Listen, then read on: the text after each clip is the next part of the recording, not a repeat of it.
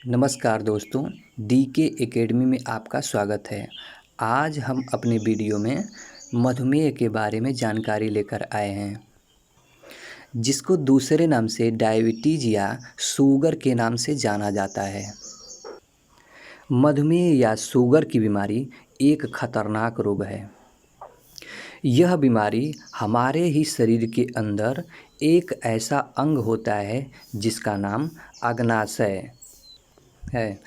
इसी के द्वारा इंसुलिन का स्राव कम हो जाने के कारण रक्त में ग्लूकोज का स्तर बढ़ जाता है।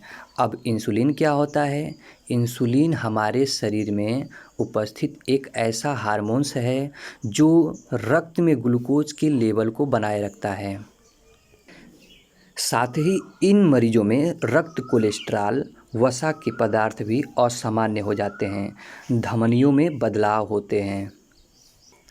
इस स्थिति में व्यक्ति शुगर के बीमारी का शिकार बन जाता है।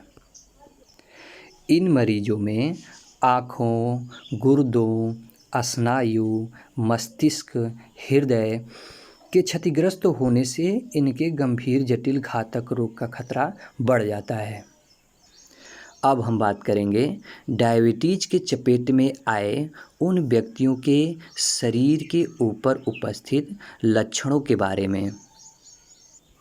डायबिटीज होने के कई लक्षण रोगी को स्वयं अनुभव होते हैं। इसमें बार बार पेशाब आना और मूत्र त्याग के स्थान पर मूत्र की मिठास के कारण चींटियाँ लगना। दूसरा, शरीर में हमेशा खुजली रहना। तीसरा, नेत्र की ज्योति बिना किसी कारण के कम होना। चौथा, थकान और कमजोरी अनुभव करना। पांचवा, पैरों का सुन्न होना। छठा, प्यास अधिक लगना। सातवां, कटान या घाव भरने में समय लगना। आठवां, सदैव भूख का अनुभव करना। अगला, शरीर में थकावट के साथ मानसिक चिंतन एवं एकाग्रता में कमी होना। अगला, स्त्रियों में मासिक स्राव में विकृति एवं उसका बंद होना भी लक्षण देखने को मिलता है। अब हम बात करेंगे डायबिटीज के कारण के बारे में। हमारे भोजन में कार्बोहाइड्रेट एक प्रमुख तत्व है।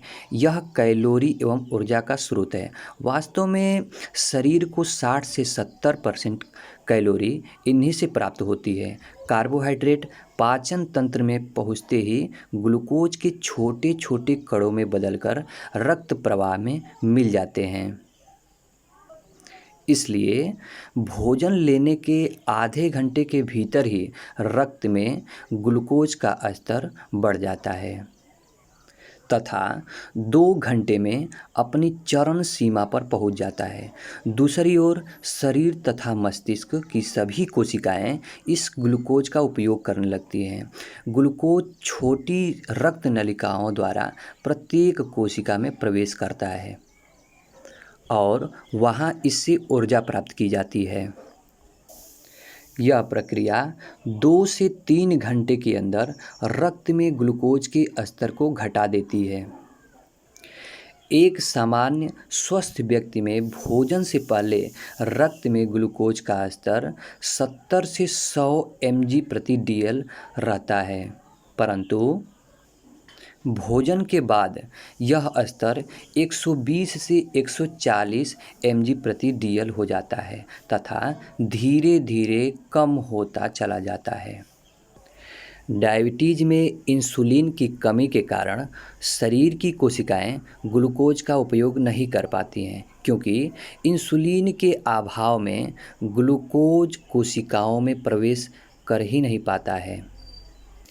इंसुलिन एक गार्ड सेल की तरह कार्य करता है जो ग्लूकोज को कोशिकाओं में प्रवेश कराता है ताकि शरीर को ऊर्जा उत्पन्न हो सके, और यही क्रिया शरीर में सही ढंग से न हो पाने के कारण कोशिकाओं के साथ साथ अन्य अंगों को भी रक्त में ग्लूकोज के बढ़ने के कारण हानि होती है। इंसुलिन की संख्या में कमी के कारण ब्लड में ग्लूकोज का स्तर बढ़कर 140 mg प्रति dl से अधिक हो जाता है और व्यक्ति डायबिटीज का शिकार माना जाने लगता है। कभी कभी असावधान व्यक्तियों में यह स्तर बढ़कर 500 mg प्रति dl तक भी जा सकता है। यदि सालों साल तक ब्लड में ग्लूकोज का स्तर बढ़ा रहे तो प्रत्येक अंग की छोटी रक्त नलिकाएं नष्ट हो जाती हैं, जिसे माइक्रोएंजियोपैथी कहा जाता है। अगर तंत्रिका तंत्र की खराबी हो तो उसे न्यूरोपैथी, गुर्दे की खराबी नेफ्रोपैथी एवं नेत्र की खराबी रेटिनोपैथी कहलाती है। इसके अलावा हृदय रोगों का आक्रमण भी होते देर नहीं लगता, यानी रक्त नलिकाओं की बीमारी से हार्ट अटैक हो सकता है, क्योंकि जो रक्त नलिकाएं होती हैं उनमें ब्लॉकेज बन जाते हैं, जिसके कारण रक्त का दबाव उच्च हो जाता है और हृदय को रुधिर पंप करने में कठिनाई होती है और वही हार्ट अटैक का कारण बन जाता है। अब हम बात करेंगे डायबिटीज़ से कैसे बचा जा सकता है, इसको कंट्रोल कैसे कर सकते हैं। डायबिटीज़ के कारण उत्पन्न होने वाली जटिलताओं की रोकथाम के लिए नियमित आहार, व्यायाम, व्यक्तिगत स्वास्थ्य एवं सफाई और संभावित इंसुलिन इंजेक्शन, खाने वाली दवाइयाँ डॉक्टर की सलाह के अनुसार सेवन करना चाहिए। इसके अलावा कुछ और भी तरीके हैं जिसको अपनाकर व्यक्ति शुगर लेवल को काफ़ी हद तक कंट्रोल कर सकता है।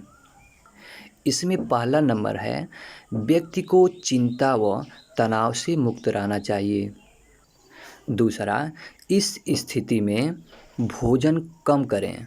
भोजन में रेशे युक्त पदार्थ, सब्जी, जौ, चना, गेहूँ, बाजरे की रोटी एवं दही का प्रचुर मात्रा में सेवन करना चाहिए।